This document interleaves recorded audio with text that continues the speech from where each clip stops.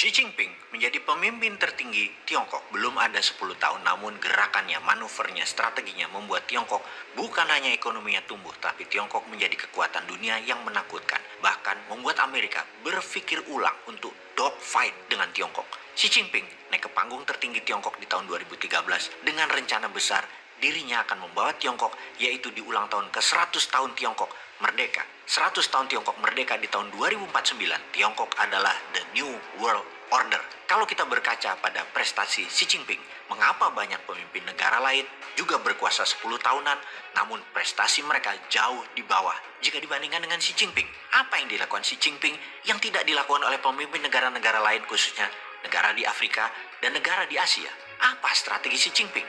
Apa rencana besar yang mengubah permainan dunianya Xi Jinping? Sahabat pasti bertanya mengapa channel Bosman masih terus membahas tentang geopolitik dunia, geostrategi, geoekonomi, dan sekarang akan ditambah dengan geoteknologi. Sebuah terminologi baru, geoteknologi. Menjawab mengapa channel ini membahas geopolitik dunia adalah untuk menjadi bahan bakar, menambah pengetahuan sahabat muda semua akan informasi terkini. Informasi ini untuk siapapun generasi muda yang akan mengendalikan negara ini, mau dibawa kemana oleh kalian, silahkan saja. Namun pastikan Indonesia menyusul Tiongkok di tahun 2045 sebagai negara nomor 1 di dunia dan menjadi pengendali kesejahteraan umat manusia.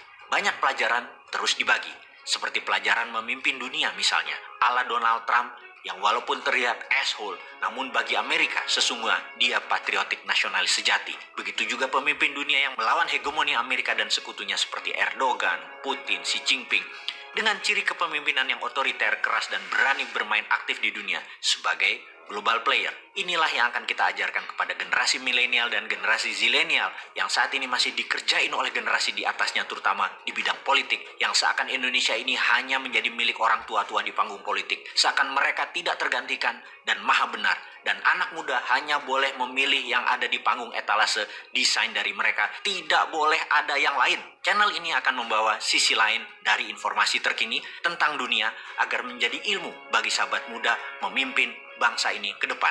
Kita mulai dengan sejarah Xi Jinping, diawali dengan memahami dua orang besar pemimpin Tiongkok sebelum Xi Jinping dan bagaimana Xi Jinping rise to power yang menjadikan dirinya pemimpin tertinggi Tiongkok seumur hidup. Pondasi negara Tiongkok dibangun dengan tangan besi oleh Mao Zedong yang dilanjutkan oleh the greatest reformer, Deng Xiaoping. Tanpa Deng Xiaoping, Tiongkok masih menjadi negara mediocre dengan GDP mungkin sekitar 4 ribuan dolar per kapita saat ini. Deng meletakkan dasar ekonomi Tiongkok di tahun 1978 dan puncaknya di 1989 dengan double standard currency yang sangat fenomenal. Karena pondasi Deng Xiaoping tersebut saat ini di Tiongkok ada 1.500 bilioner atau dalam rupiah kekayaan mereka di atas 15 triliun dan ada 960 ribu orang milioner atau dalam kekayaan rupiah nilai mereka di atas 15 miliar.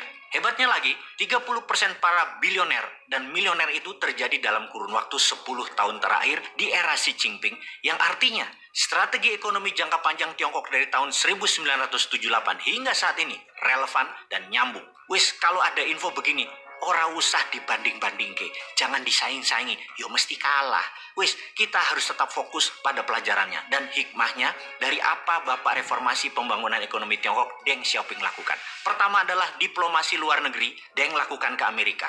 Bagaimana Deng meyakinkan Amerika bahwa Tiongkok adalah bangsa pekerja keras dan segala peraturan perusahaan Amerika dan Eropa yang membutuhkan tenaga kerja murah dan rajin, pindahkan pabriknya ke Tiongkok. Bahan baku masuk ke Tiongkok 0% pajaknya dan kemudahan pajak lainnya. Pokoknya bikin rakyat Tiongkok ada lapangan kerja. Kunci penting pembangunan Tiongkok di tahun 1978 karena bekerja adalah proses pembiasaan, membuat tenaga kerja Tiongkok jadi terampil, jadi biasa.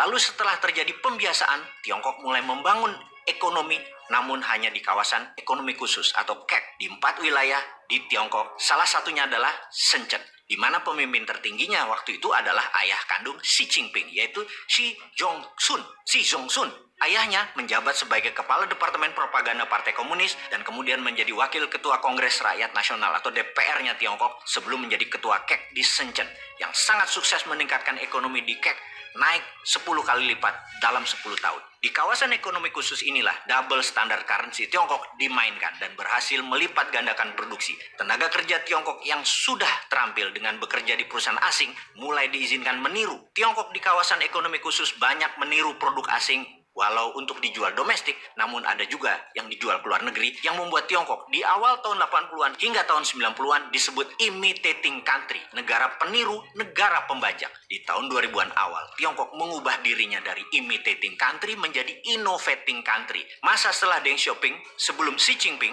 adalah masa pembangunan kekuatan domestik dan mulai menjadikan Tiongkok sebagai manufacturing country of the world, negara penghasil bahan produksi untuk dunia. Kemudian Xi Jinping naik ke tampuk pemerintahan, di mana sebelumnya sejak tahun 2003 kesadaran internasional Tiongkok muncul dengan menyadari sebuah lokasi sangat strategis bernama Selat Malaka. Presiden Tiongkok tahun 2003 kala itu adalah Hu Jintao menyebut dengan istilah Malaka Dilema. Dilema Selat Malaka adalah istilah untuk mendeskripsikan ketergantungan Tiongkok atas Selat Malaka sebagai jalur masuk utama pasokan energi minyak dan barang produksinya. Karena itu, Selat Malaka digarap serius. Harus bisa terus aman untuk Tiongkok pakai sepanjang zaman dengan melakukan lobi politik dan kendali politik di kawasan Selat Malaka yang ada 3 negara di sana, yaitu Indonesia, Malaysia, dan Singapura. Di mana di Malaysia di zaman Najib Razak di awal jabatannya tahun 2009 hingga digulingkan tahun 2018. Razak adalah pemimpin Malaysia yang sangat pro Tiongkok dengan kekayaan yang luar biasa dimilikinya, yang diperolehnya selama menjabat, yang diduga didapat dari hubungannya dengan proyek-proyek Tiongkok. Karena itu, Selat Malaka dikuasai Tiongkok dengan aman. Namun, dari sisi Indonesia, untung Indonesia sampai saat ini tetap tidak terpengaruh dengan rencana Tiongkok dan Selat Malaka tetap seperti sedia kala. Sambil kita tanya dalam hati, gitu ya, emang sudah dapat